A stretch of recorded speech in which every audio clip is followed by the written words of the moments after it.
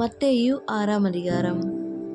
மனுஷர் காண வேண்டுமென்று அவர்களுக்கு முன்பாக உங்கள் தர்மத்தை செய்யாதபடிக்கு எச்சரிக்கையாயிருங்கள். செய்தால் பரலோகத்தில் இருக்கிற உங்கள் பிதாவினிடத்தில் உங்களுக்கு பலனில்லை. ஆகையால் நீ தர்மம் செய்யும் போது மனுஷரால் புகழப்படுவதற்கு மாயக்காரர் ஆலயங்களிலும் வீதிகளிலும் செய்வது போல உனக்கு முன்பாக தாரை ஊதுவியாதே.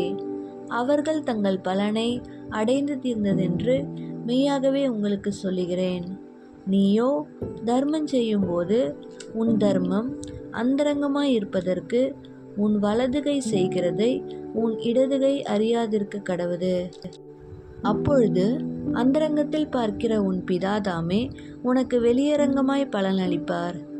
அன்றியும் நீ ஜெபம் பண்ணும்போது மாயக்காரரை போல் இருக்க வேண்டாம்.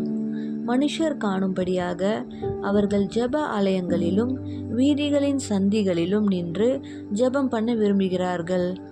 அவர்கள் தங்கள் பலனை அடைந்து தீர்ந்ததென்று மெய்யாகவே உங்களுக்கு சொல்லுகிறேன். நீயோ ஜெபம் பண்ணும்போது உன் அறை வீட்டுக்குள் பிரவேசித்து உன் கதவை பூட்டி அந்தரங்கத்தில் இருக்கிற உன் பிதாவை நோக்கி ஜெபம் பண்ணு. அப்பொழுது அந்தரங்கத்தில் பார்க்கிற உன் பிதா வெளியரங்கமாய் உனக்கு பலனளிப்பார். அன்றியும் நீங்கள் ஜெபம் பண்ணும்போது அஞ்ஞானிகளைப் போல வீண் வார்த்தைகளை அளப்பாதேயுங்கள். அவர்கள் அதிக வசனிப்பினால் தங்கள் ஜெபம் கேட்கப்படும் என்று நினைக்கிறார்கள். அவர்களைப் போல நீங்கள் செய்யாதிருங்கள். உங்கள் பிதாவை நோக்கி நீங்கள் வேண்டிக் கொள்ளுகிறதற்கு முன்னமே உங்களுக்கு இன்னது தேவை என்று அவர் அறிந்திருக்கிறார்.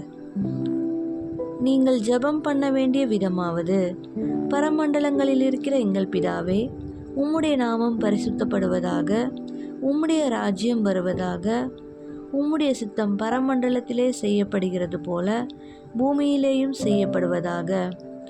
எங்களுக்கு வேண்டிய ஆகாரத்தை இன்று எங்களுக்கு தாரும்.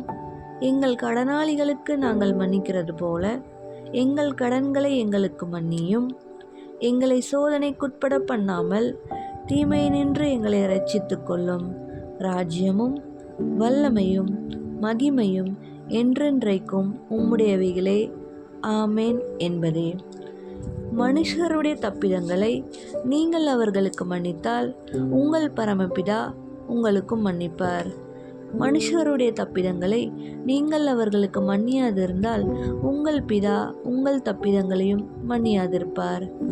நீங்கள் உபவாசிக்கும் போது மாயக்காரரை போல முகவாடலாய் இராதேயுங்கள். அவர்கள் உபவாசிக்கிறதை மனுஷர் காணும் பொருட்டாக தங்கள் முகங்களை வாட பண்ணுகிறார்கள். அவர்கள் தங்கள் பலனை அடைந்து தீர்ந்ததென்று மெய்யாகவே உங்களுக்கு சொல்லுகிறேன். நீயோ உபவாசிக்கும்போது அந்த உபவாசம் மனுஷர்களுக்கு காணப்படாமல் அந்தரங்கத்தில் இருக்கிற உன் பிதாவுக்கே காணப்படும்படியாக உன் தலைக்கு எண்ணெய் பூசி உன் முகத்தை கழுவு. அப்பொழுது அந்தரங்கத்தில் பார்க்கிற உன் பிதா உனக்கு வெளியரங்கமாய் பலனளிப்பார். பூமியிலே உங்களுக்கு பொக்கிஷங்களை சேர்த்து வைக்க வேண்டாம்.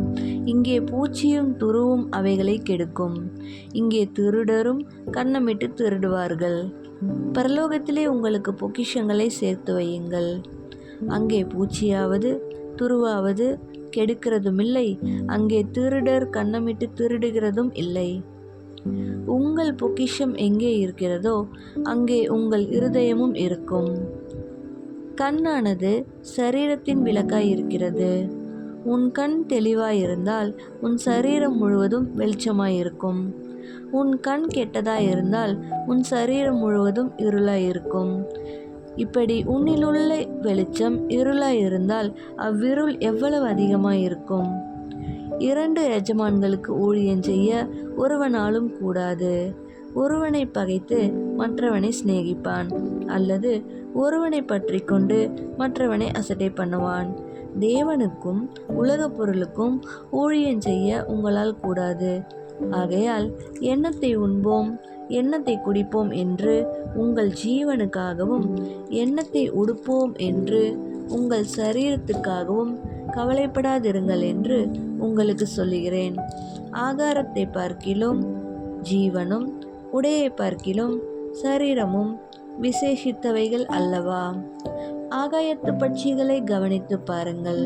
அவைகள் விதைக்கிறதும் இல்லை, அறுக்கிறதும் இல்லை, களஞ்சியங்களில் சேர்த்து வைக்கிறதும் இல்லை.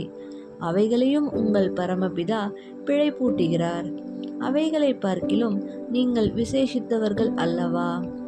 கவலைப்படுகிறதுனாலே உங்களில் எவன் தன் சரீர அளவோடு ஒரு முழத்தை கூட்டுவான்? உடைக்காகவும் நீங்கள் கவலைப்படுகிறதென்ன? காட்டு புஷ்பங்கள் எப்படி வளருகிறதென்று கவனித்து பாருங்கள். அவைகள் உழைக்கிறதும் இல்லை, நூற்கிறதும் இல்லை. என்றாலும் சாலமோன் முதலாய் தன் சர்வ மகிமையிலும் அவைகளில் ஒன்றை போலாகிலும் உடுத்தியிருந்ததில்லை என்று உங்களுக்கு சொல்லுகிறேன். அற்ப விசுவாசிகளே, இன்றைக்கு இருந்து நாளைக்கு அடுப்பிலே போடப்படும் காட்டு புல்லுக்கு தேவன் இவ்விதமாக உடுத்துவித்தால் உங்களுக்கு உடுத்துவிப்பது அதிக நிச்சயம் அல்லவா? ஆகையால் எண்ணத்தை உண்போம், எண்ணத்தை குடிப்போம், எண்ணத்தை உடுப்போம் என்று கவலைப்படாதிருங்கள். இவைகளை எல்லாம் அஞ்ஞானிகள் நாடி தேடுகிறார்கள். இவைகளெல்லாம் உங்களுக்கு வேண்டியவைகள் என்று உங்கள் பரமபிதா அறிந்திருக்கிறார். முதலாவது தேவனுடைய ராஜ்யத்தையும் அவருடைய நீதியையும் தேடுங்கள். அப்பொழுது இவைகளெல்லாம் உங்களுக்கு கூட கொடுக்கப்படும். ஆகையால் நாளைக்காக கவலைப்படாதிருங்கள். நாளைய தினம் தன்னுடையவைகளுக்காக கவலைப்படும். அந்தந்த நாளுக்கு அதினதின் பாடு போதும்.